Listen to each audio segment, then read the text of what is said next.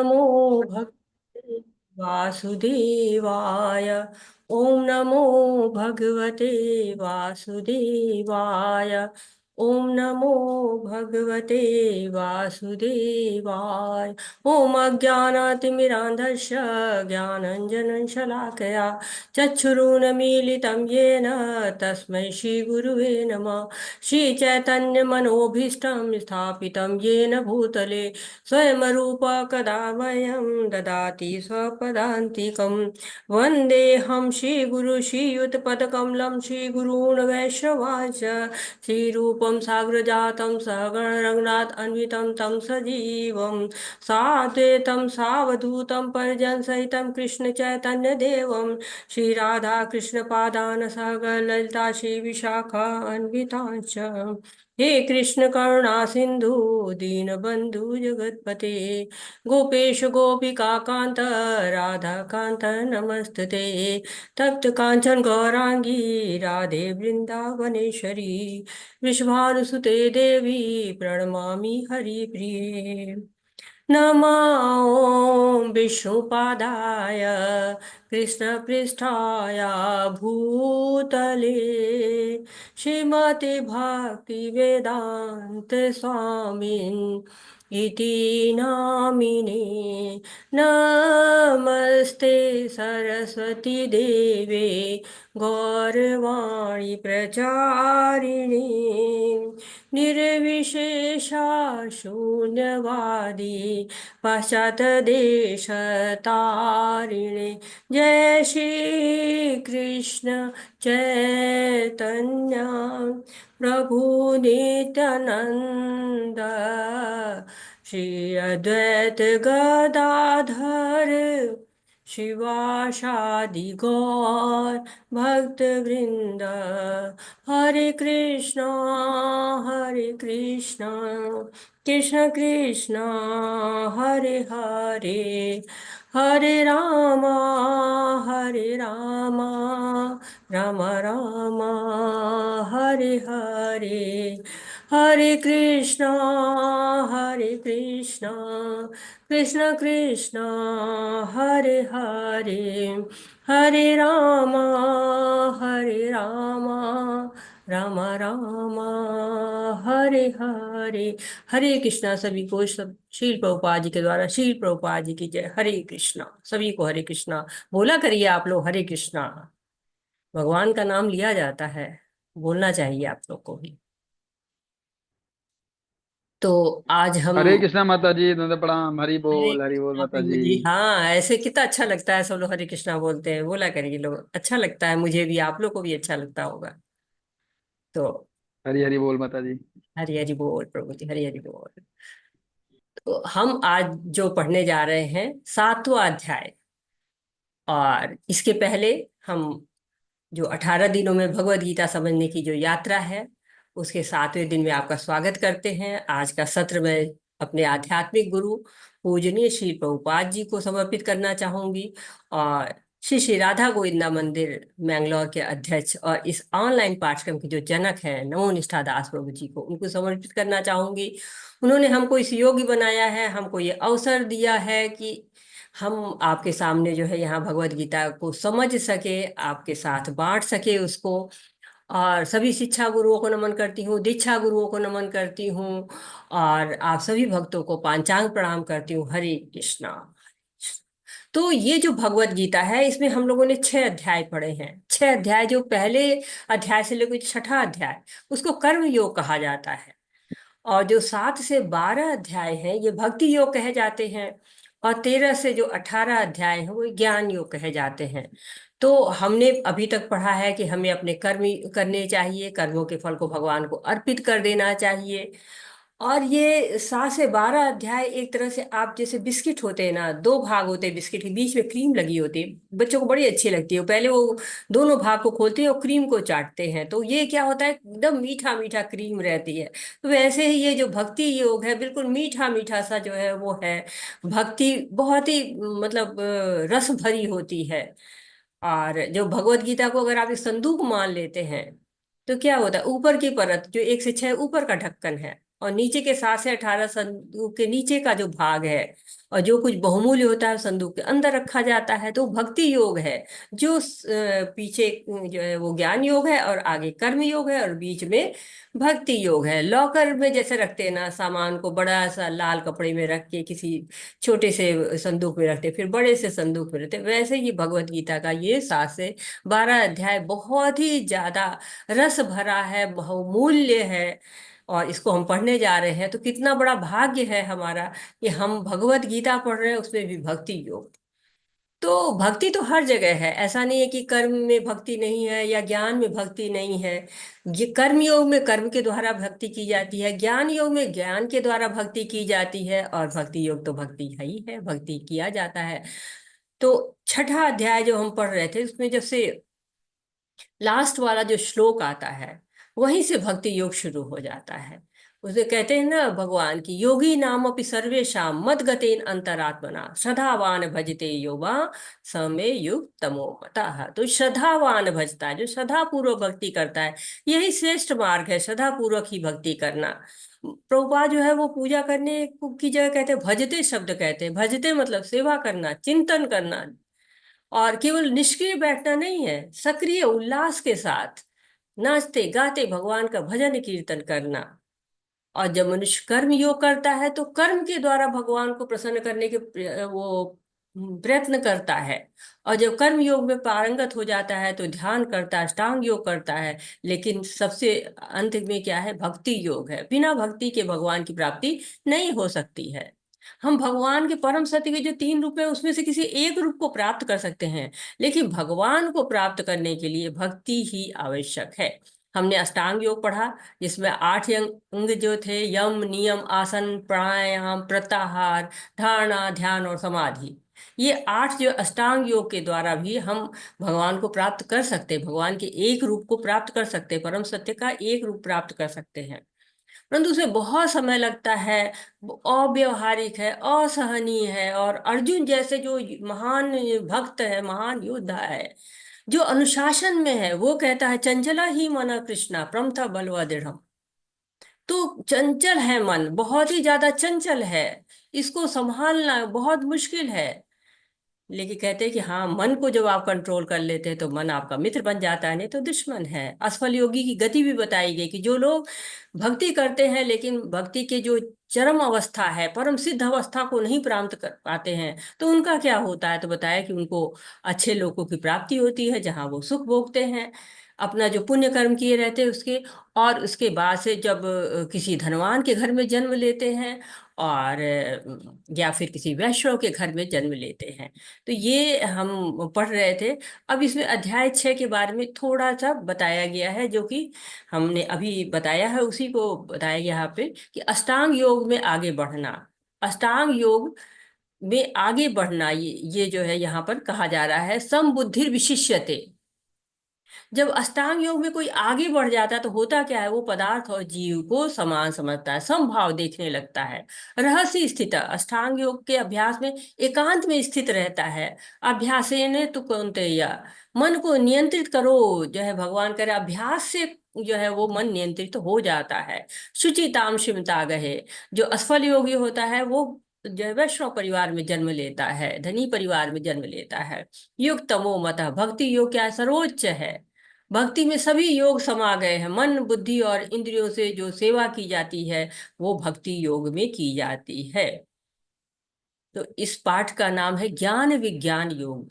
आप कहेंगे मैं तो तब से बता रही हूँ कि भक्ति भक्ति भक्ति, और यहाँ पे क्या कह रहे हैं? ज्ञान विज्ञान योग। तो भक्ति में भी जो है ज्ञान भी होता है और विज्ञान भी होता है। भक्ति दोनों बिना, ऐसे नहीं है कि भक्ति में ज्ञान नहीं है या भक्ति में विज्ञान नहीं है। सब कुछ भक्ति का विज्ञान हम समझेंगे, उसके ज्ञान को हम समझेंगे इस अध्याय में। श्री भगवान वाच। अब ये है जो अध्याय है, और भक्ति योग के लगभग, लगभग सारे नहीं, लगभग जो आपको पाठ है उसमें भगवान ने ही वाणी को शुरू किया है। तो भगवान की जो है वाणी बड़ी मधुर है। और भगवान के हम कितने नजदीक है कि भगवान हमसे कुछ कहना चाहते हैं।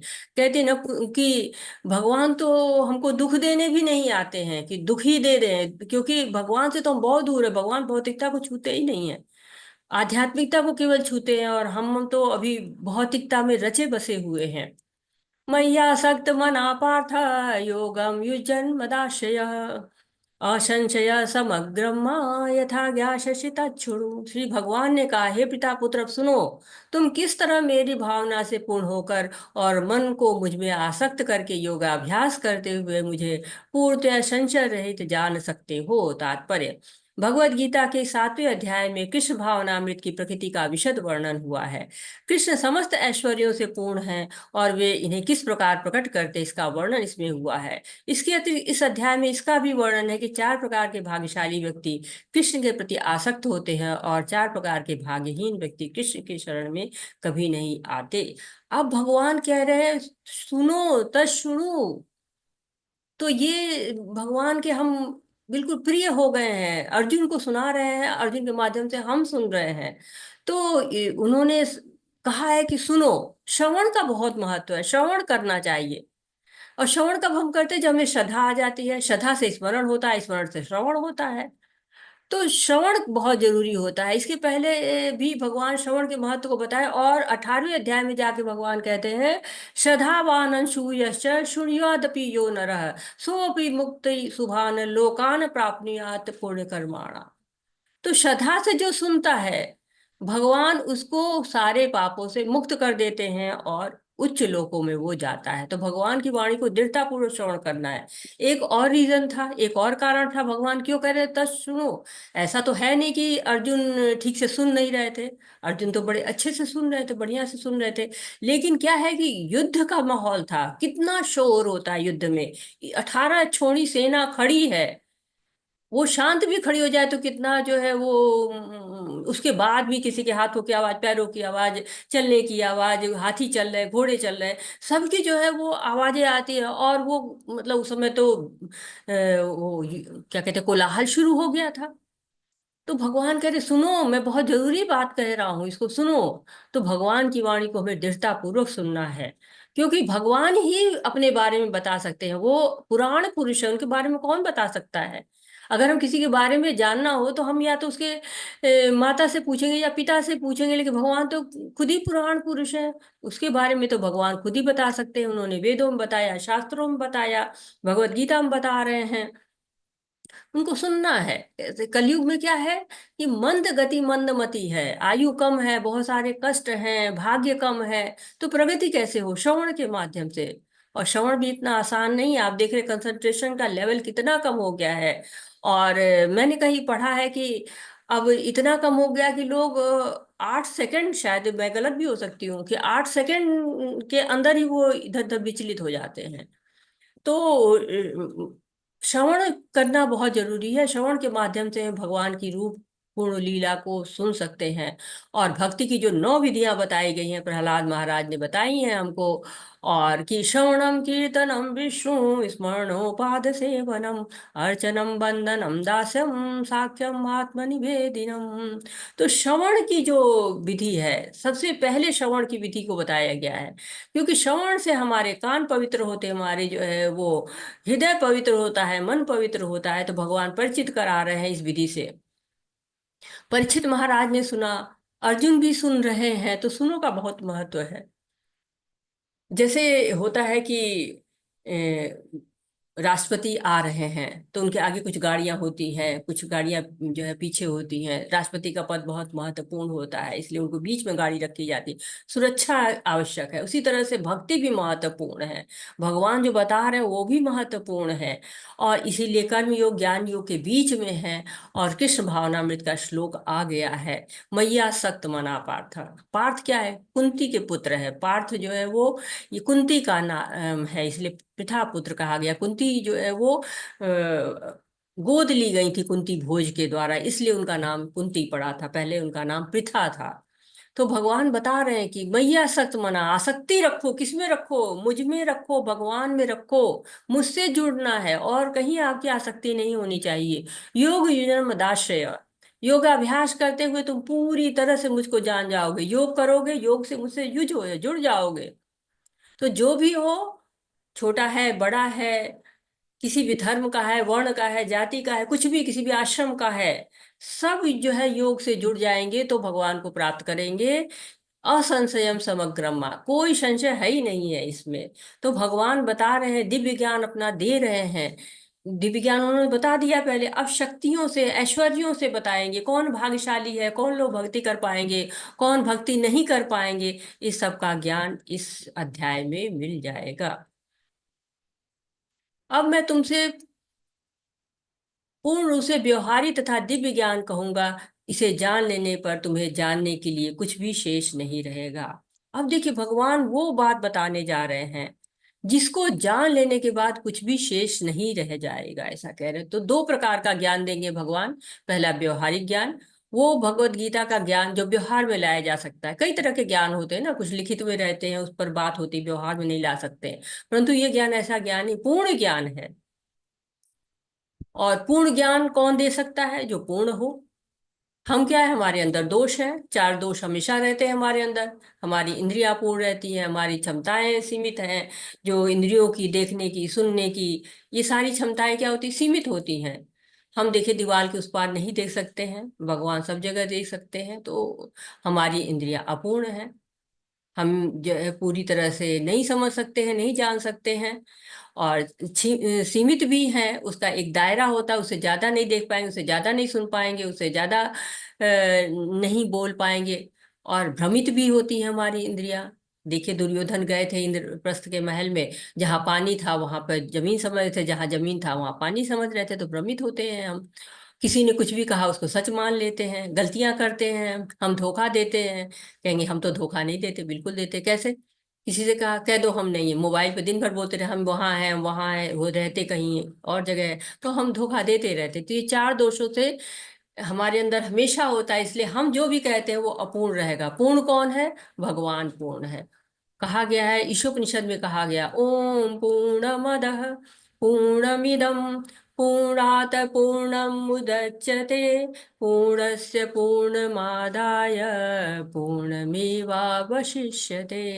तो भगवान पूर्ण है, भगवान के द्वारा बताई गई बातें पूर्ण है, भगवान के दिया गया शास्त्र पूर्ण है।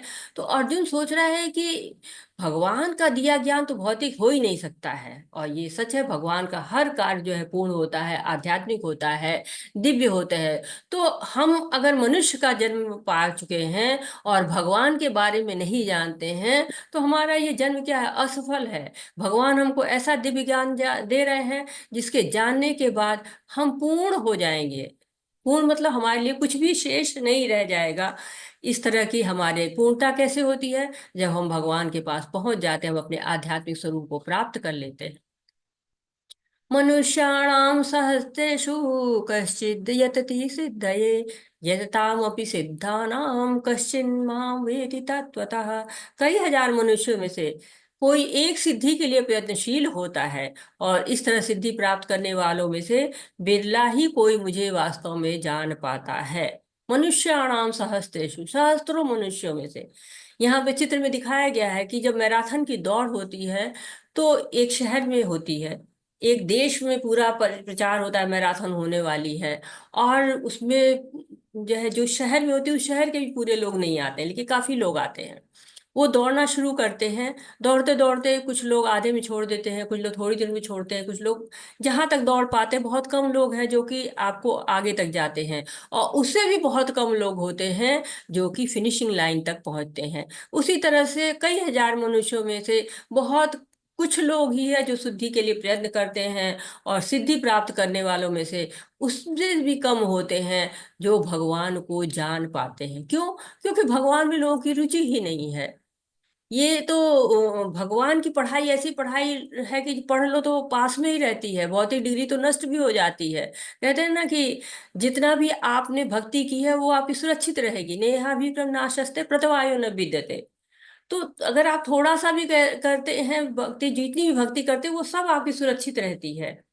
जबकि भौतिक जगत में क्या है, भौतिक जगत में तो जो आपने प्राप्ति की बार बार उसकी प्राप्ति करनी ही पड़ जाती है। अब देखिए ये ऑनलाइन कोर्स है, फ्री है, फिर भी बहुत कम लोग हैं जो भगवान को जानने के लिए इस कोर्स में जुड़ते हैं, और उससे भी कम लोग हैं जो कि इस कोर्स को पूरा करते हैं या आगे बढ़ते हैं, सुनते हैं, समझने का प्रयास करते हैं और भगवान की भक्ति करते हैं। भागवतम में भी कहा गया है, मुक्ता नाम अपि सिद्धा नाम नारायण परायण सुदुर्लभ प्रशांतात्मा कोटिशपि महामुने। लाखों ऋषि मुनि मुक्त सिद्ध हुए हैं, पर उसमें से भी कुछ ही है जो भगवान कृष्ण की भक्ति करते हैं, भगवान कृष्ण को प्राप्त करते हैं। तो मानव जीवन बहुत दुर्लभ है, और उससे भी ज्यादा दुर्लभ है भगवान को प्राप्त करना, उनको जानना। वासुदेव सर्वमिति स महात्मा सुदुर्लभा बहुना जन्म नामन्ते ज्ञानवान मा प्रपाद्यते। तो बहुत जन्मों तक जो है लोग ज्ञान प्राप्त करने के लिए प्रयास करते हैं, और उसमें भी ये जान जाए कि वासुदेव ही सब कुछ है, ऐसे महात्मा बहुत ही दुर्लभ होते हैं। ऐसा जो है वो भगवान हमको बताते हैं। भूमिरापो नलो वायु खम मनो बुद्धिरेव च अहंकारम इति यं मे भिन्ना प्रकृतिरष्टधा। पृथ्वी जल अग्नि वायु आकाश मन बुद्धि तथा अहंकार, ये 8 प्रकार से विभक्त मेरी भिन्न प्रकृतियां हैं। अब भगवान इस श्लोक से अपनी शक्तियों के बारे में वर्णन करना शुरू कर दे रहे हैं। भगवान की कई तरह की शक्तियां हैं, और उन शक्तियों के बारे में बताते हैं भगवान। तो यहाँ पर पहले अपरा शक्ति के बारे में बता रहे हैं, 2 शक्तियों के बारे में यहाँ वर्णन करते हैं भगवान। भगवान की अनंत शक्तियां हैं, और उनमें से कुछ शक्तियों के बारे में हम जानते हैं यहाँ। तो अपरा शक्ति और पराशक्ति भगवान जो है बता रहे हैं 2 श्लोकों में, कि एक जो ये अपरा शक्ति के बारे में पहले वर्णन कर रहे हैं। अपरा शक्ति इस भौतिक जगत की शक्ति को कह रहे हैं, भौतिक जगत को संचालित करने वाली जो शक्ति है, माया जो है, महामाया, उस शक्ति के बारे में बता रहे हैं। और दूसरी पराशक्ति है जो भगवान की आध्यात्मिक शक्ति है। तो भगवान एक तरह से अब आपको वो ज्ञान दे रहे हैं जिसके बारे में पहले ही श्लोक में वो कह चुके हैं, ज्ञान ते स विज्ञानम इदम बच्छामि अशेषता। तो शेष नहीं रहेगा, सब कुछ भगवान हमको बता रहे थे। इस श्लोक में जड़ प्रकृति के बारे में बता रहे हैं कि पृथ्वी जल वायु आकाश और अग्नि, ये 5 तत्व होते हैं जिनको पंच महाभूत कहा जाता है। और मन बुद्धि और अहंकार, ये जो है 8 मिला के भगवान की भिन्ना प्रकृति, अपरा प्रकृति, या फिर आप इसको बहिरंगा शक्ति भी कह सकते हैं। तो एक तरह से स्थूल तत्व के बारे में भी भगवान बता रहे हैं, सूक्ष्म तत्व के बारे में भी भगवान बता रहे हैं। तो जब कोई भी बच्चा पैदा होता है तो ये इन तत्वों को लेकर ही आता है। मिथ्या अहंकार, आप देखिए कि देखते हैं कि छोटा बच्चा घर में आता है, वो तो बड़ा बच्चा तुरंत चालू हो जाता है, उसको कुछ सिखाता है तो वो भी उसके साथ साथ ही कूदने लगता है। चाहे इतना बड़ा बच्चा भी हो, वो छोटे बच्चों को देखे उसी के जैसे बनना शुरू कर देता है। तो ये सब चीजें आती हैं, जो बच्चा पैदा होता है उसके साथ ही ये सब चीजें आ जाती हैं। हे महाबाहु अर्जुन, के अतिरिक्त मेरी एक अन्य पराशक्ति है जो उन जीवों से युक्त है जो इस भौतिक अपरा प्रकृति के साधनों का विदोहन कर रहे हैं। तो पराशक्ति, अब देखिए किसी भी योनि में जीव है, सब में ये पराशक्ति है। भगवान जो है दयालु है, समभाव है, चाहे जिस योनि में जाए भगवान उसके साथ ही जाते रहते हैं। तो जीव क्या है, भगवान की पराशक्ति है, आध्यात्मिक शक्ति है। हम भी भगवान की आध्यात्मिक श्रेष्ठ शक्ति हैं। जो वो अंतरंगा शक्ति कही जाती है, जो पराशक्ति उसको अंतरंगा शक्ति कही जाती है। तो जो हम जड़ पदार्थ भी हमारे अंदर है, हम जड़ से हमारा शरीर बनता है, और उसके अंदर परा प्रकृति जो आत्मा और परमात्मा के रूप में पराशक्ति भी रहती है। लेकिन होता क्या है, हम जब जड़ पदार्थ के संपर्क में जब आती है पराशक्ति भी, तो भी हम स्वयं को जड़ ही समझने लगते हैं। जीव भूल जाता है कि वो भगवान का ही अंश है, ये उसके भ्रम हो जाता है। जैसे कार को चलाने के लिए एक ड्राइवर जरूरी होता है, कोई भी मशीन चलाने के लिए इलेक्ट्रिसिटी जरूरी होती है, वैसे इस शरीर को, जो जड़ पदार्थों से बना हुआ शरीर है, इसको जीवात्मा की आवश्यकता होती है। हर जीव में देखिए भगवान जो है परमात्मा के रूप में विद्यमान है। आप चित्र में देख रहे हैं, शेर है, कुत्ता है, सब में जो है वो जीवात्मा है, परमात्मा है। अब शेर का बच्चा जब कुत्ते के साथ रहता है तो वो भी स्वयं को कुत्ता समझने लगता है, वैसे ही जीवात्मा होती है, भौतिक प्रकृति के संपर्क में आते खुद को ही पदार्थ समझना शुरू करती है। जैसे होता है ना कि बारिश बरसती है तो उसकी बूंदें आती हैं, मिट्टी के संपर्क में आती हैं तो क्या होती है, मिट्टी बन जाती है, पता ही नहीं चलता कहीं बारिश थी, कीचड़ हो जाती है। और जब सीप के संपर्क में आती है तो वही बूंदें मोती बन जाती हैं। वैसे ही जो जीव होता है वो भौतिकता के संपर्क में रहता है तो भौतिक आनंद उठाता रहता है, लेकिन जब भगवान के संपर्क में आता है तो आध्यात्मिकता में आ जाता है, आध्यात्मिक आनंद उठाता है।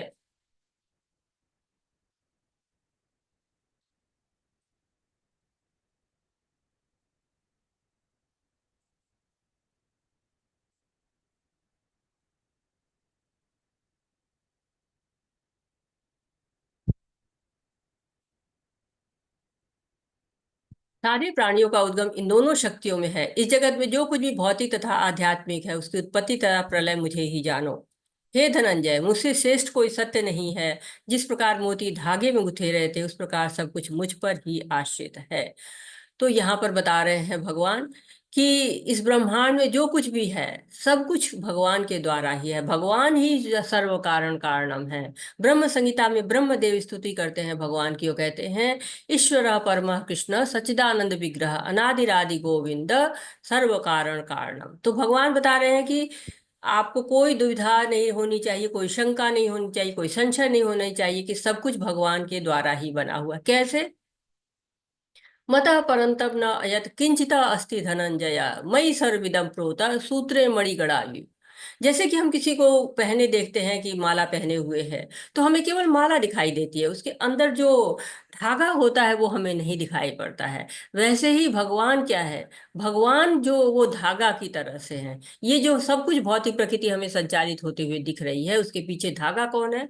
भगवान ही है। जब धनंजय कहा है, यहाँ पर धनंजय किसको कहा गया? अर्जुन को कहा गया है। जब पांडव को इंद्रप्रस्थ मिला था तो उसको बसाने के लिए धन की आवश्यकता थी।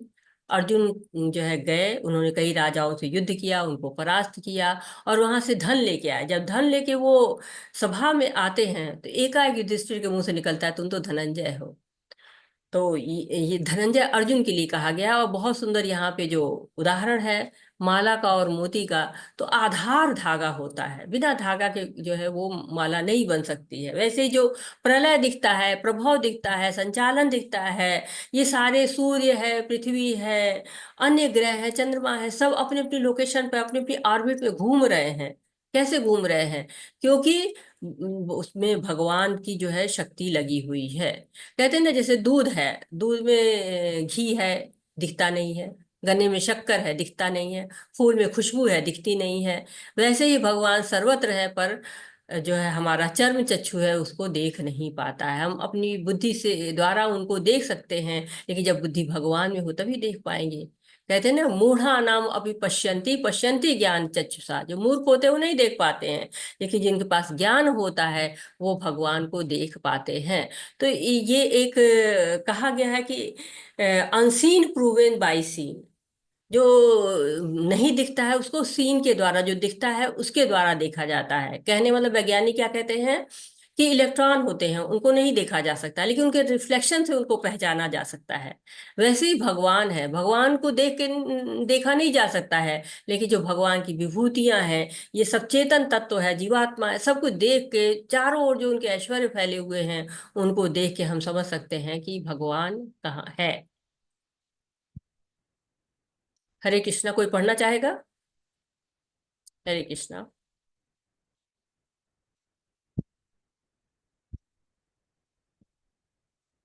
रसोऽहमप्सु कौन्तेय प्रभास्मि शशिसूर्ययो प्रणवः सर्ववेदेषु शब्दखे पौरुषेषु। हे कुंती पुत्र, मैं जल का स्वाद हूँ, सूर्य तथा चंद्रमा का प्रकाश हूँ, वैदिक मंत्रों में ओंकार हूँ, आकाश में धनु हूँ तथा मनुष्यों में सामर्थ्य हूँ। तो एक तरह से भगवान जो है वो अपनी महिमा को, अपनी विभूतियों को बता रहे हैं कि इस जगत में कहीं भी आप देखिए, जिधर देखता हूं उधर तू ही तू है। नजर डालिए जहां भी, उधर ही भगवान है। हम जीवन के प्रत्येक क्षण में, प्रत्येक जगह देख सकते हैं, हमेशा वो हमारे सामने है। कहते हैं ना कि जल रंगहीन है, स्वादहीन है। विज्ञान कहता है, पढ़िए, विज्ञान तो कहेंगे कि रंगहीन स्वादहीन, लेकिन आप जाइए, कहीं भी जाइए, आपको पानी में स्वाद महसूस होगा। हम अनुभव करते हैं, जगह जगह पानी का स्वाद अलग है, पानी का रंग अलग है। अगर आप गंगा को देखिए, यमुना को देखिए, या भागीरथी, जितनी भी नदियां, सरस्वती नदी, ब्रह्मपुत्र, किसी को देखिए, सबके जल अलग अलग रंग का होता है। और हम कितने भी पेय पदार्थ बना लें, लाखों तरह के पेय पदार्थ होंगे, लेकिन पानी की जगह कोई भी आज तक नहीं ले पाया है। ऐसे सूर्य है, सूर्य ना हो तो जिंदगी ठप हो जाएगी। जाड़ा पड़ता है तो सूर्य के दर्शन दुर्लभ हो जाते हैं और हम परेशान हो जाते हैं, कब सूर्य दर्शन देंगे। और इसी तरह से रात हो गई तो हम चंद्रमा को देखते हैं, चंद्रमा के दर्शन चाहते हैं। वैदिक मंत्रों में ओंकार है भगवान, सारे वैदिक मंत्रों का जो आरंभ होता है वो ओंकार से ही होता है। आकाश में जो ध्वनि है वो क्या है, आकाश ना हो तो हम ध्वनि नहीं सुन सकते हैं। इसलिए ध्वनि जो है वो भगवान की ही शक्ति है। पुरुषों में जो सामर्थ्य है, बल है, वो सब भगवान के कारण है। आप देखिए कि जो जीव है, मनुष्य है, पुरुष हो स्त्री हो, सब अपने आप को समझते हैं कि हम बहुत शक्तिशाली हैं। लेकिन भगवान नहीं चाहे तो आप सवेरे उठ के अपने हाथ पैर भी नहीं हिला सकते हैं, जमीन पर खड़े भी नहीं हो सकते हैं, उंगली तक नहीं हिला सकते हैं। तो सब कुछ कहाँ से आता है, ये सब बल भगवान से आता है। तो कहते हैं स्वाद जो है वो पानी का भगवान है, रोशनी चांद सूरज की भगवान है, वैदिक मंत्रों में ओम भगवान है, ईथर में ध्वनि, आकाश में ध्वनि जो है वो भगवान है, योग्यता आदमी की जो योग्यता है वो भगवान के कारण है, पृथ्वी में सुगंध भगवान के कारण है, आग में तपिश भगवान के कारण है। अगर आप जो भी चीजें देखें उसमें जो भी गुण है वो कहाँ से आ रहे हैं, भगवान से आ रहे हैं। जिंदगी भगवान से है, तपस्वियों की तपस्या भगवान से है, मूल बीज भगवान है, सबका अस्तित्व वहीं से आता है। बुद्धिमानों की बुद्धि भगवान है, और शक्तिशाली पुरुषों का कौशल भगवान है, और इच्छाओं में शक्ति भगवान है, और जो काम है वो धार्मिक जो सिद्धांतों के अनुरूप है वो काम भी भगवान है। तो एक तरह से 8वें से 11वें श्लोक तक भगवान बता रहे हैं कि कहाँ कहाँ आप उनको देख सकते हैं, कहाँ कहाँ उनकी उपस्थिति या इस ब्रह्मांड में दिखाई पड़ती हैं। तुम जान लो कि मेरी शक्ति द्वारा सारे गुण प्रकट होते हैं, चाहे वो सतोगुण हो, रजोगुण हो या तमोगुण। एक प्रकार से मैं सब कुछ हूँ किंतु हूँ स्वतंत्र। मैं प्रकृति के गुणों के अधीन नहीं हूँ, अपितु वे मेरे अधीन हैं। तीन गुण सतो रजो तथा तमो के द्वारा मोहग्रस्त यह संसार, सारा संसार मुझ गुणातीत तथा अविनाशी को नहीं जानता है। तो भगवान अब गुणों के बारे में बता रहे हैं। प्रकृति में तीन गुण होते हैं, सतोगुण, रजोगुण और तमोगुण। ये सारे जो गुण होते हैं ये भगवान की ही शक्तियां हैं, भगवान के द्वारा ही निर्मित हैं। परंतु भगवान क्या इन गुणों के अधीन नहीं है, वो नियंत्रित करने वाले नियंता हैं। भगवान जो भौतिकता होती है उससे बहुत दूर रहते हैं, टच भी नहीं करते हैं। इस जो है जो भौतिकता होती है, वो प्रकृति के जो भी कार्य होते हैं या प्रकृति है उस सबसे निर्लिप्त रहते हैं।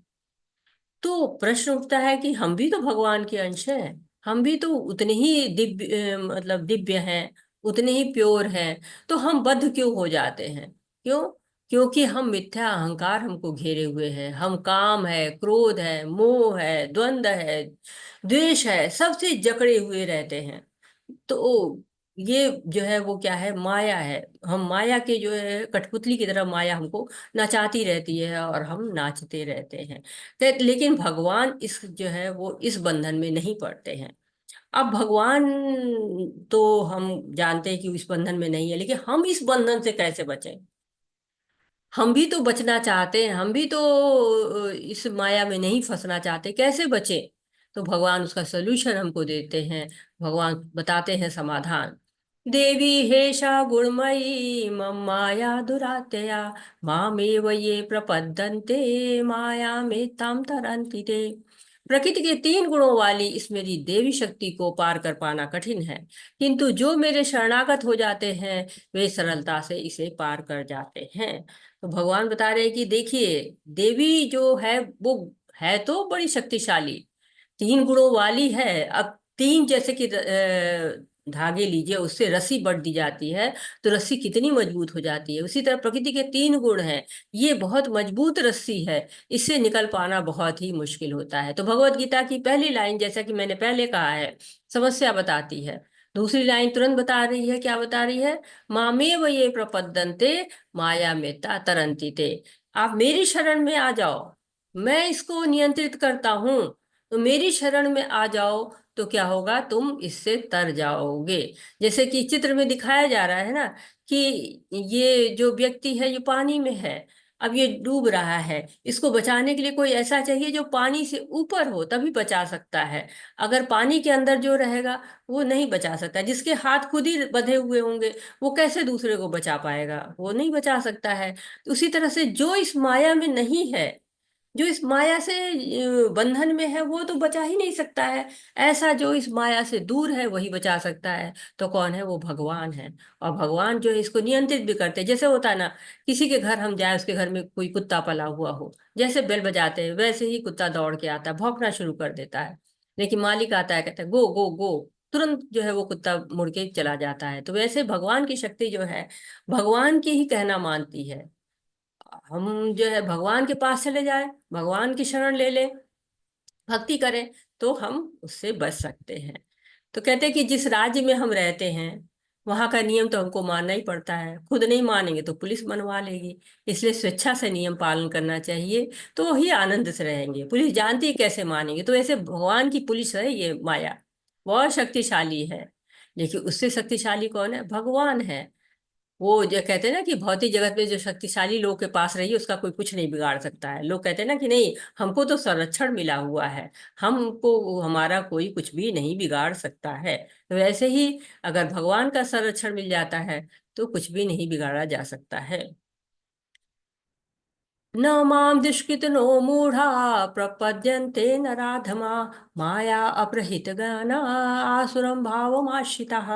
जो निपट मूर्ख है, जो मनुष्यों में अधम है, जिनका ज्ञान माया के द्वारा हर लिया गया है, और जो असुरों की नास्तिक प्रकृति को धारण करने वाले हैं, ऐसे दुष्ट मेरी शरण ग्रहण नहीं करते। अब तो भगवान ने तो कहा कि मेरी शरण ग्रहण करो, आप जो है वो छूट जाओगे इस माया से। लेकिन फिर भी कुछ लोग हैं जो कि भगवान क्या कहते हैं, निपट मूर्ख हैं। चार तरह के लोग हैं। दुर्भाग्यशाली है वो लोग, क्योंकि शरण ग्रहण नहीं करते। शरण ग्रहण करे तो फिर वो माया से छूट जाएंगे, लेकिन नहीं करेंगे। तो मूर्ख कौन है? मूर्ख लोग हैं जो कि भगवान को शरण नहीं ग्रहण करना चाहते हैं। बहुत मेहनत करते हैं लेकिन उन्हें पता ही नहीं है क्या करना चाहिए, क्या नहीं करना चाहिए, क्या सुनना चाहिए, क्या नहीं सुनना चाहिए। सही गलत का भेद ही नहीं है। जैसे गधा जो है, उदाहरण दिया है प्रभुपाद जी ने गधे का। दिन भर परिश्रम करता है लेकिन थोड़ी सी घास उसको दे देता है उसका मालिक, खुश हो जाता है। तो ऐसे लोग क्या करते हैं, थोड़ा सा भोग पा जाते हैं, खुश हो जाते हैं, उसके लिए दिन रात मेहनत करते रहते हैं। और अधम दूसरे तरह के लोग होते हैं। जो अधम है, अच्छे परिवार में जन्म मिल गया, लेकिन भौतिक रूप से तो बड़े सफल है, लेकिन भक्ति नहीं करेंगे। भक्ति करेंगे तो टिकेंगे नहीं, भटकते रहेंगे यहाँ से वहां। माया अपहृत ज्ञान, ज्ञान होता है पर माया के द्वारा वो होता है कि हर लिया गया, अपहृत कर लिया, अपहरण कर लिया गया है।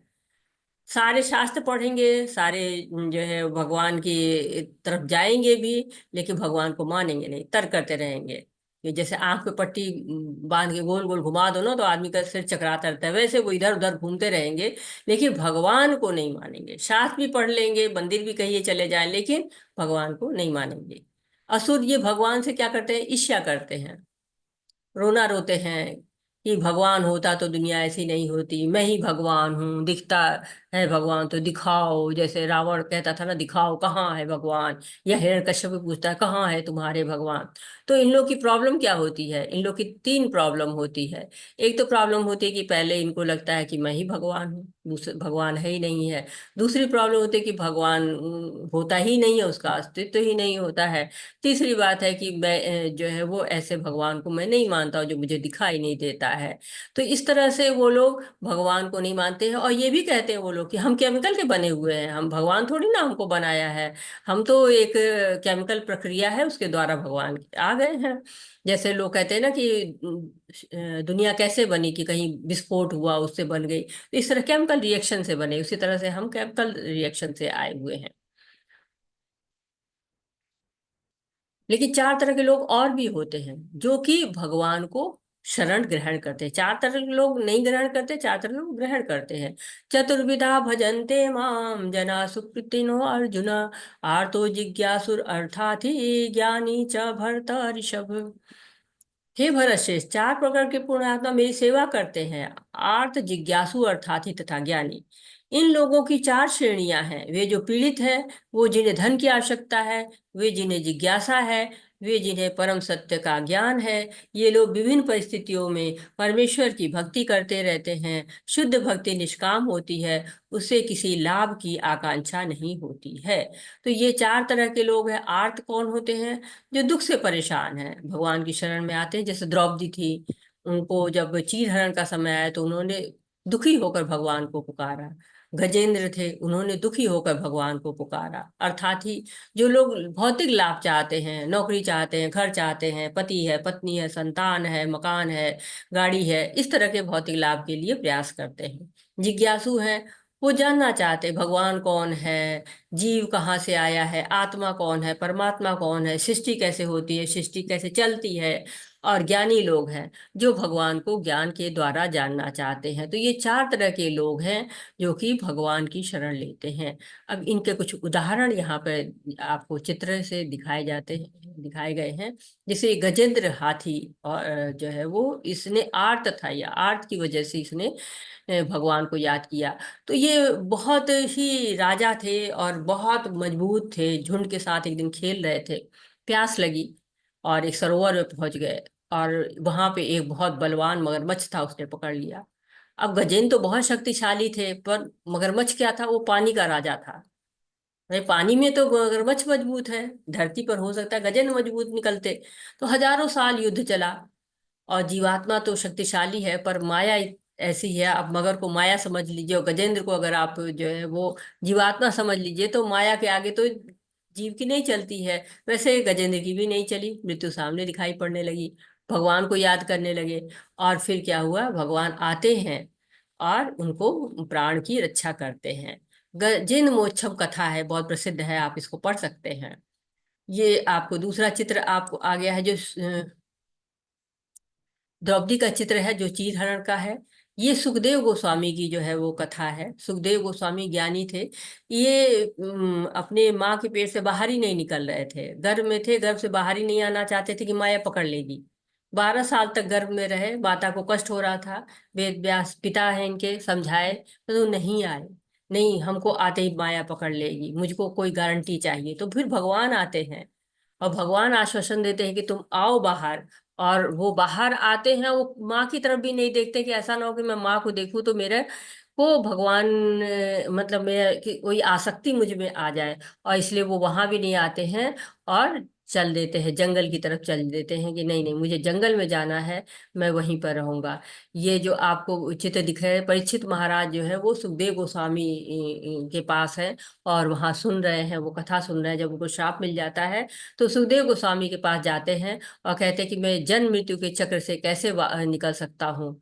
तो उनको बताया जाता है, और सुखदेव गोस्वामी उनको भागवत की तम की कथा सुनाते हैं, और वो मोक्ष को प्राप्त होते हैं। ये ध्रुव महाराज हैं।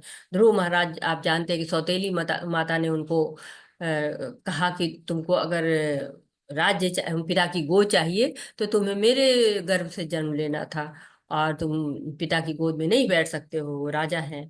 फिर ध्रुव महाराज जो है जाते हैं, अपनी माँ को रोते हैं, और माँ कहती है कि उससे भी बड़ा जो है वो भगवान की गोद है, तुम वहां जाओ। और वो चल देते हैं, भगवान को याद करते हैं, उनका ध्यान करते हैं। छोटे से थे ही, और जगह जगह भालू शेर के पीछे दौड़ते हैं, पता ही नहीं भगवान कौन है, सबको भगवान समझने लगते हैं। भगवान आ जाओ, भगवान आ जाओ करते हैं।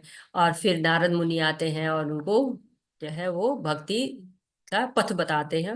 और जब उनको दर्शन होते तो कहते कि मैं तो कांच का टुकड़ा मांग रहा था, मुझे हीरा मिल गया है। और भगवान ने उनको क्या दिया, पूरा ध्रुव लोक दे दिया। यहाँ पे जो है वो जहाँ भगवान जो है राजा राम हैं, और साथ ही बलि है, हनुमान है, सुग्रीव हैं, और ये सब लोग यहाँ पर है। और इन्होंने भी अपने जो सुग्रीव है, उन्होंने अपने भाई से बचाने के लिए, बाली जो था उसने उनका राज्य, उनकी पत्नी सब ले ली थी, उनसे सहायता मांगते हैं कि हाँ मुझे सहायता करिए ताकि मुझे राज्य वापस मिल जाए। और ये जो है नैमिषारण्य के ऋषि हैं, और यहाँ पर सूत गोस्वामी उनको भागवतम की कथा सुना रहे हैं। तो ये आपको ज्ञानी है, एक तरह से ज्ञान दे रहे हैं। तो ये चित्र है जो कि चार तरह के लोग भगवान के पास जाते हैं। तेषां ज्ञानी नित्युक्ता एक भक्तिर्विशिष्यते, प्रियो हि ज्ञानिनोऽथ महम स च मम प्रियः। इनमें से जो परम ज्ञानी है वह शुद्ध भक्ति में लगा रहता है, वह सर्वश्रेष्ठ है, क्योंकि मैं उसे अत्यंत प्रिय हूँ और वह मुझे प्रिय है। तो ये क्यों कहा जा रहा है? क्योंकि ज्ञानी भगवान को प्रिय होता है, वो उसका कोई लालच नहीं होता है, वो भगवान की हमेशा भक्ति करता है। हो सकता है कि आरती का जो है दुख समाप्त हो जाए, वो भगवान के से हट जाए, अर्थात ही जो है लाभ मिल जाए तो नहीं करे, जिज्ञासु जिज्ञासा पूरी हो जाए, इच्छा पूरी हो जाए, आस्था डगमगा जाए। लेकिन ज्ञानी क्या करता है? हमेशा ही भगवान को याद करता है, परम ज्ञानी। इसलिए वो श्रेष्ठ है। ये लोग भी श्रेष्ठ है क्योंकि ये लोग भगवान के पास जाते हैं, चाहे दुख हो सुख हो किसी भी कारण से है, जाते भगवान के पास है। लेकिन ज्ञानी हमेशा भगवान का ही ज्ञान चाहता है। बहुना जन्मनामन्ते ज्ञानवान् मा प्रपद्यते, वासुदेव सर्वमिति स महात्मा सुदुर्लभा। अनेक जन्म जन्मांतर के बाद जिसे सचमुच ज्ञान होता है, वह मुझको समस्त कारणों का कारण जानकर मेरी शरण में आता है। ऐसे महात्मा अत्यंत दुर्लभ होते हैं। तो बहुत जन्म तक, अनेक जन्मों तक ज्ञान पाते पाते पाते पाते, शुद्धता आते आते वो जान जाता है कि भगवान वासुदेव ही सर्वस्व हैं, सब जगह वासुदेव का ही राज है। ये जानना इतना आसान नहीं होता है, बहुत दुर्लभ होता है। ऐसे महात्मा जो इस स्थिति तक पहुंच जाते हैं कि मेरे सारे तप, मेरे सारे यज्ञ, मेरे सारे कर्म सब वासुदेव के लिए हैं, तब वो महात्मा बन जाता है। और ऐसे लोग बहुत ही दुर्लभ होते हैं, सुदुर्लभा, बहुत ही मुश्किल होता है। भगवान ने अपने बारे में बहुत बताया है। इसके बाद जो है भगवान बता रहे कि ऐसे भी लोग हैं जो भगवान की शरण नहीं ग्रहण करते हैं, वो देवी देवताओं के शरण में जाते हैं। उनके बारे में अब वर्णन हो रहा है आगे के श्लोकों में। जिनकी बुद्धि भौतिक इच्छाओं द्वारा मारी गई है, वे देवताओं की शरण में जाते हैं। वे अपने अपने स्वभाव के अनुसार पूजा विशेष विधि विधानों का पालन करते हैं। मैं प्रत्येक जीव के हृदय में परमात्मा स्वरूप स्थित हूँ। जैसे ही कोई किसी देवता की पूजा करने की इच्छा करता है, मैं उसकी श्रद्धा को स्थिर करता हूँ, जिससे वह उसी विशेष देवता की भक्ति कर सके। अब देवताओं की भक्ति की बात हो रही है, तो दो कारण हैं जो लोग देवताओं की शरण में जाते हैं। पहला कारण होता है कि भौतिक इच्छाएं हैं जो पूरी करना चाहते हैं, और दूसरा वो है जो भगवान को जानते ही नहीं है। भगवान उनको अल्प मेधसा, अल्प बुद्धि वाले कहते हैं। अब कई लोग इसको सोचते हैं कि क्या देवताओं की शरण में नहीं जाना चाहिए। तो देवताओं की शरण में भौतिक इच्छा के लिए जाते हैं, उसके लिए ना जाके भक्ति के लिए जाना चाहिए। भगवान की शरण में जाके हमको भौतिक भोग नहीं चाहिए। भगवान, ये भक्ति नहीं होती है। सारे भौतिक भोग, ये जो हम जीवन भर संचय करते रहते हैं, वो क्या होते हैं? सब यही रह जाते हैं, सारा बैंक बैलेंस यही रह जाता है। मानव जीवन का उद्देश्य क्या होता है? भगवान के धाम जाना। तो देवताओं की पूजा करें तो भी उनसे वो भक्ति मांगे। संसार की चीजें तो नश्वर हैं, तो जो कुछ भी आप देवताओं से मांगते हैं वो मिलता कहाँ से है? भगवान से ही मिलता है। भगवान ही शक्ति देते हैं। कहते गोपियां गई कात्यायनी देवी के पास, और वो वहां पे मांगती क्या है? कि भगवान की भक्ति चाहती, कृष्ण की सेवा करने का अवसर चाहती हैं। तो ये हमें भी करना चाहिए कि हम किसी भी अवस्था में रहें, भगवान की भक्ति को ही मांगना, मतलब प्राप्त करना चाहें। ऐसी श्रद्धा से समन्वित वह देवता विशेष की पूजा करने का यत्न करता है और अपनी इच्छा की पूर्ति करता है, किंतु वास्तविकता तो यह है कि सारे लाभ केवल मेरे द्वारा प्रदत्त हैं। अल्प बुद्धि वाले व्यक्ति देवताओं की पूजा करते हैं, उन्हें प्राप्त होने वाले फल सीमित और क्षणिक होते हैं। देवताओं की पूजा करने वाले देवलोक को जाते हैं, किंतु मेरे भक्त अंततः मेरे परम धाम को प्राप्त होते हैं।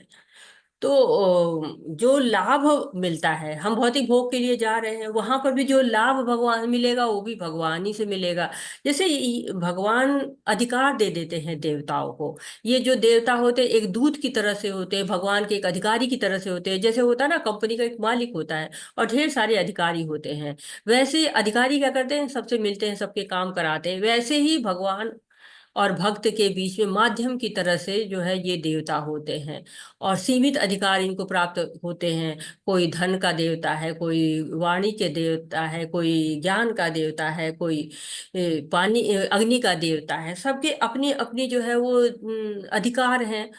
जैसे इस काम पे होता है ना, अधिकारी के पास कि कितना खर्च कर सकते हैं, ये काम आप पुल बनवाना आपका काम है, जो है रेलवे का काम दूसरे का है, हवाई जहाज का काम दूसरे का है। तो वैसे ही जो अधिकारी होते हैं उनका काम अलग, देवता होते हैं उनको भी ऐसे ही विभाग मिले हुए हैं। जैसे साधारण जनता अधिकारी को पावरफुल समझती है, वैसे साधारण मनुष्य देवताओं को ही समझता है कि इन्हीं के पास सारी व्यवस्थाएं हैं। लेकिन भगवान सबकी व्यवस्था करते हैं, भगवान हमारे हितैषी हैं, वो जीव का उद्धार करना चाहते हैं। और देवताओं को ऐसे ऐसे कार्य दे देते हैं जो वो सारे कार्य सुचारू रूप से चल सके। लेकिन उनसे जो फल मिलता है वो क्या होता है, सीमित होता है, क्षणिक होता है, शाश्वत नहीं होता है, नित्य नहीं होता है, क्योंकि देवता लोग नित्य नहीं है। देवता लोग की भी जैसे ही प्रलय होता है वैसे ही देवता लोग की भी जो है वो काल के गाल में समा जाते हैं।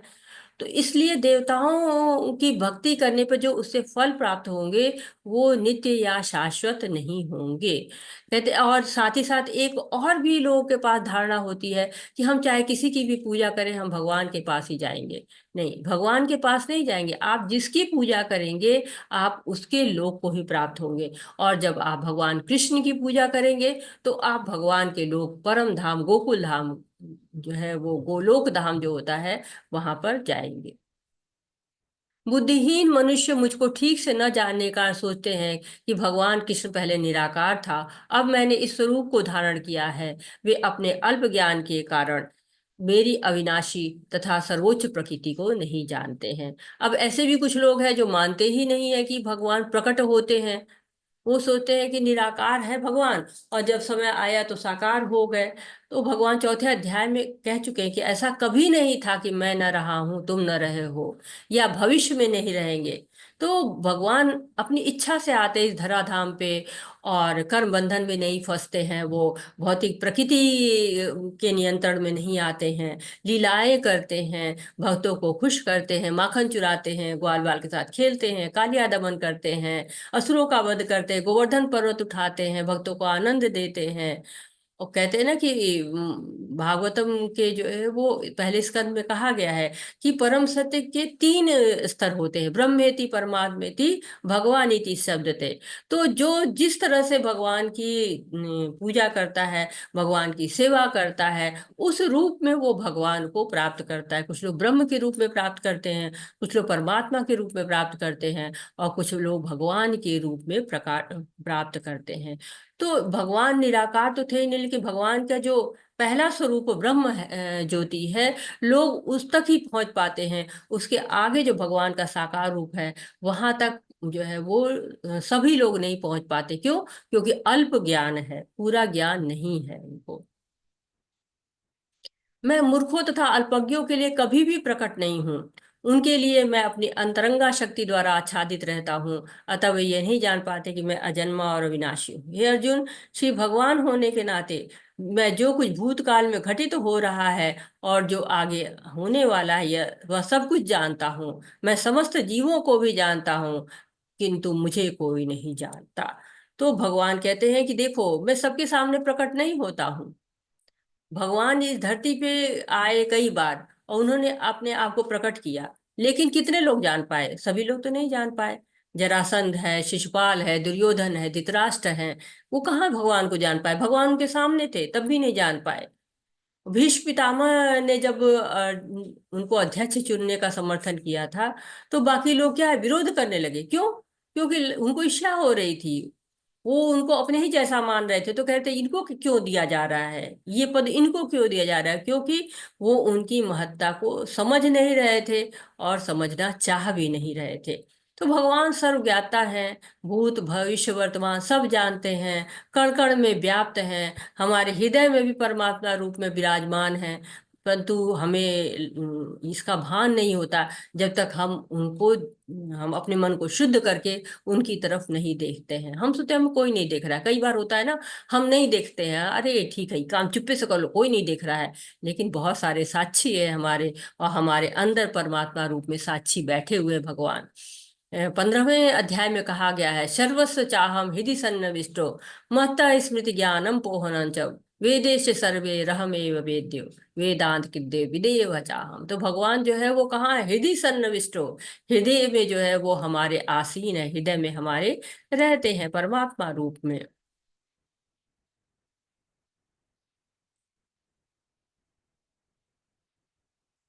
तो भगवान को जो है वो जानना बहुत जरूरी है। और जान कैसे सकते हैं? सेवा के द्वारा।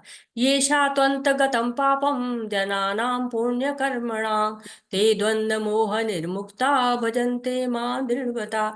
जिन मनुष्यों ने पूर्व जन्मों में तथा इस जन्म में पूर्ण कर्म किए हैं और जिनके पाप कर्मों का पूर्णतः छेदन हो चुका होता है, वे मोह के द्वंद्वों से मुक्त हो जाते हैं और वे संकल्प पूर्वक मेरी सेवा में तत्पर रहते हैं। तो भगवान क्या कह रहे हैं? कि द्वंद्व से मुक्त हो जाते हैं। द्वंद्व क्या होता है? कि एक खींचातानी, एक टैग ऑफ वार चलता है, सुख दुख अच्छाई बुराई। तो कहते हैं कि भक्त जो पुण्य कर्म करते हैं, भक्तों की संगति करते हैं, भगवान की सेवा करते हैं, भगवान की वाणी का प्रचार प्रसार करते हैं, गुरु की सेवा करते हैं, गुरु से ज्ञान प्राप्त करते हैं, और इन सब के करने के कारण होता क्या है कि उनकी आसक्तियां समाप्त हो जाती है। उनको किसी भी द्वंद्व, मान अपमान, यश अपयश, सर्दी गर्मी, ये सब का भय ही समाप्त हो जाता है। लेकिन जो भौतिकता में है, जिनका अभी पूरी तरह से शोधन नहीं हुआ है, वो परेशान रहते हैं कि मेरे साथ ऐसा क्यों हुआ, हम तो अच्छा ही करते हैं, हम तो किसी का बुरा नहीं करते हैं, मेरे साथ ही गलत क्यों होता है। ये सब द्वंद्व कब समाप्त होता है? जब हम भगवान की शरण में चले जाते हैं, जब हम भगवान की शक्तियों को जान जाते हैं, भगवान की दिव्यता को जान जाते हैं, तब हमारे ये सारी समस्याएं समाप्त हो जाती हैं, सारे द्वंद्व समाप्त हो जाते हैं। साधि भौतादि दैवं मां साधि यज्ञं च ये विदु प्रयाण कालेपि च मां ते विदुयुक्त चेतसः। जो मुझ परमेश्वर को मेरी पूर्ण चेतना में रह के मुझ जगत का, देवताओं का तथा समस्त यज्ञ विधियों का नियामक जानते हैं, वे अपने मृत्यु के समय भी मुझ भगवान को जान और समझ सकते हैं। तो एक तरह से आपको अगले अध्याय की रचना शुरू हो गई है। भगवान अगले अध्याय में बताएंगे कि अंत काल में कैसे भगवान का आश्रय मिल सकता है। और ये तो देखिए एक अटल सत्य की तरह से है, इसको कोई झुठला नहीं सकता, कोई मिटा नहीं सकता है कि जो भी आया है, जो भी ये शरीर धारण किया है इस जगत में, उसकी एक न एक दिन तो मृत्यु अवश्य होगी, उसका अंत निश्चित है। अमरत्व कोई भी प्राप्त करके नहीं आया है। तो जन्म मृत्यु का चक्र सबके लिए है। कहते हैं ना कि ब्रह्म लोक तक, ब्रह्मा जी के जो लोक तक है, आ ब्रह्म भुवन लोका पुनराजन्म न विद्यते। तो जो ब्रह्मा जी के लोक तक है, वहां तक जन्म मृत्यु का चक्र होता है। और इसके लिए क्या करना? तैयारी करनी है। कहीं जाना है तो हमें तैयारी करनी पड़ती है, यात्रा करनी है, बैग संभालते हैं, कपड़े रखते हैं, और भी जो चीज रास्ते में लगेगी सब तैयारी करते हैं। तो हमें भी अब इस पृथ्वी लोक को छोड़ के भगवत धाम जाना है, बहुत विशेष यात्रा है। तो हमको तैयारी उसकी विशेष करनी चाहिए। तो भगवत गीता केवल ये नहीं बताती कि हाउ टू लिव, यहाँ पर जो है वो कैसे हम रहें, कैसे इस संसार के में हम अपना जीवन व्यतीत करें, परंतु ये भी बताती हाउ टू लीव, कैसे इस जीवन को छोड़ें। तो जीवन, कहते हैं ना, जीवन के साथ भी जीवन के बाद भी, उसी तरह भगवान भी ये कह रहे हैं कि अंत काले च मामेव स्मरण मुक्त्वा कलेवरम यह प्रयाति समद्भाव याति नास्तत संशय। जो भक्ति करते हैं, अपनी चेतना को अंत समय मुझ में लगाते हैं, मुझे याद करते हैं, मुझको प्राप्त करते हैं, तो उसको वो अवश्य ही जो है वो मुझ तक आएंगे। और ये इसमें कोई भी संशय नहीं है। तो एक तरह से आप ये सोचिए कि कल का अध्याय कितना आनंददायक होने वाला है, कितना स्पेशल है। क्योंकि हमारी हमेशा जिज्ञासा होती है कि मृत्यु के बाद क्या, मृत्यु कैसे होगी, मृत्यु के समय हमें क्या करना चाहिए। क्योंकि जीवन भर की सारी तो हमने विद्या पढ़ी होती है, लेकिन मृत्यु की तैयारी कैसे करें, इसकी विद्या हम नहीं पढ़े रहते। तो यहाँ पर भगवान सब बताते हैं हमको। तो हमने क्या पढ़ा है इस अध्याय में? कृष्ण के बारे में, ज्ञान की महिमा, कृष्ण का ज्ञान जो है वो कैसा है, क्या बताया उन्होंने। कृष्ण, भगवान कृष्ण की ऊर्जाओं का ज्ञान दो तरह की जो है बताई गई, कि अपरा शक्ति और पराशक्ति। भगवान कृष्ण को समर्पण जो है, चार तरह के लोग समर्पण करते हैं, चार तरह के लोग नहीं करते हैं। और डेमी गॉड पूजा तथा प्रतिवाद, देवताओं की शरण जो ग्रहण करते हैं उनके बारे में। और भ्रांति से भक्ति तक, जो हमारी भ्रांतियां हमारे अंदर रहती हैं उनसे हम कैसे निपट पाएं और कैसे हम भक्ति तक पहुंच पाएं, इसके बारे में बताया गया है। तो भगवान के बारे में बताया गया, उनका ज्ञान जो होता है, ज्ञान जब हम प्राप्त करते हैं तो हमें श्रद्धा आ जाती है, भगवान के प्रति श्रद्धा आ जाती है। श्रद्धा से हम स्मरण करना शुरू कर देते हैं, और स्मरण करने के साथ ही साथ हमें श्रवण की महिमा भी बताई गई कि श्रवण करना चाहिए, हमको भगवान के बारे में सुनना चाहिए, ऐसा यहाँ पर इस अध्याय में हमको बताया गया है। और विज्ञान बताया गया कि कृष्ण की सभी शक्तियां हैं, चाहे भौतिक हो चाहे आध्यात्मिक हो, सभी कृष्ण की ही शक्तियां हैं, और माया बहुत शक्तिशाली है। कृष्ण ही परम सत्य है और वही परम गंतव्य है। सर्वव्यापी भी वही है, शाश्वत भी वही है, नित्य भी वही है, अविनाशी दिव्य स्वरूप भी वही है। और भगवान की विभूतियों के बारे में बताया गया कि हम भगवान को कहाँ कहाँ देख सकते हैं। और हम माया के ही चंगुल में उलझे रहते हैं कि जिंदगी में तो बड़ा जो है वो भौतिक आनंद मिल रहा है, लेकिन ये जो है वो इसी को ले लो, क्या करना है, जो दिख नहीं रहा उस आनंद में क्यों है, तो ये लक्ष्य से भटकना हो जाता है। भगवत गीता उनको क्या कहती है, मूर्ख कहती है। जो अपने लक्ष्य से भटक जाते हैं वो मूर्ख हैं। भगवान पर विश्वास करना चाहिए, श्रद्धा करना चाहिए, भजना चाहिए, उनको सेवा करनी चाहिए। और देखिए अर्जुन का विश्वास देखिए कि अर्जुन ने नारायणी सेना को ठुकरा दिया और भगवान को प्राप्त किया, जबकि दुर्योधन ने नारायणी सेना को चुना और उनका परिणाम हम सब जानते हैं। तो ये 7वां अध्याय बहुत ही सुंदर अध्याय था। प्रभुपाद क्या कहते हैं हमसे, कोई पढ़ना चाहेगा? हरे कृष्णा। यह 7वां अध्याय विशेष रूप से बताता है कि कोई किस प्रकार से पूर्णतया कृष्ण भावना भावित हो सकता है। कृष्ण भावना का शुभारंभ ऐसे व्यक्तियों के सानिध्य से होता है जो कृष्ण भावना भावित होते हैं। ऐसा सानिध्य आध्यात्मिक होता है और इसे मनुष्य, हाँ पढ़िए प्रभु जी, हरे कृष्णा। माता जी शुरू से पढ़ूं? हाँ शुरू से पढ़िए प्रभु जी। हरे कृष्णा माता जी, चंदा प्रणाम। यह 7वां अध्याय विशेष रूप से बताता है कि कोई किस प्रकार से पूर्णतया कृष्ण भावना भावित हो सकता है। कृष्ण भावना का शुभारंभ ऐसे व्यक्तियों के सानिध्य से होता है जो कृष्ण भावना भावित होते हैं।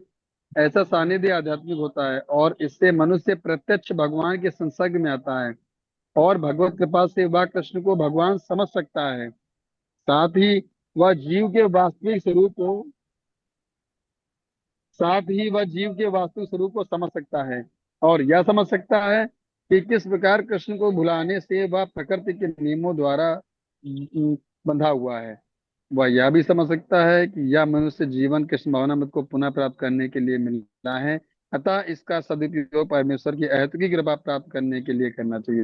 हरे कृष्णा माता जी, दंड प्रणाम। हरि बोल हरे माता जी। बोल प्रभु जी, हरे कृष्णा, बहुत बहुत धन्यवाद। तो प्रभुपाद जी बता रहे हैं कि भक्तों के संग का महत्व है, भक्ति का महत्व है। हमको स्वयं को जानना है, भगवान की सेवा करनी है, भगवान को जानना है, भगवान की सेवा कौन कर सकता है, भगवान से कैसे जुड़े, ये सब बातों को इस अध्याय में बताया गया। और प्रभुपाद हमको बता रहे हैं कि हमें प्रकृति के नियमों से दूर रहना है, हमें कृष्ण को याद करना है। और जब हम कृष्ण को भुला देते हैं तो प्रकृति हमें बद्ध कर देती है। कृष्ण भावना मृत प्राप्त करने के लिए हमें ये जीवन मिला हुआ है, तो हमें इसका उपयोग भगवान की अहेतुकी कृपा प्राप्त करने के लिए करना चाहिए। जो अहेतुकी कृपा कहाँ से मिलती है? जब हम भगवान की सेवा करते हैं। वाछा कल्पतरुभ्यश्च कृपा सिंधुभ्य एव च पतितानां पावनेभ्यो वैष्णवेभ्यो नमो नमः। अनंत कोटि वैष्णव वृंद की जय, शीला प्रभुपाद की जय। हरे कृष्णा कृष्ण कृष्ण हरे हरे, हरे रामा राम रामा हरे हरे। बोलिए हमारे साथ आप लोग, हरे कृष्णा हरे कृष्ण कृष्णा कृष्ण कृष्ण हरे कृष्णा हरे, हरे हरे, हरे हरे रामा रामा हरे रामा, राम रामा राम हरे हरे हरे। हरे। शिला प्रभुपाद हरे की जय, चैतन्य महाप्रभु जय की जय, भगवत जय गीता जय की जय। हरे कृष्ण। जय। आपका कोई निताई गौ प्रश्न, प्रेमानंदे। हरि हरि आपका कोई बोल माता जी। सुझाव है तो आपका मोस्ट वेलकम। हरे कृष्णा।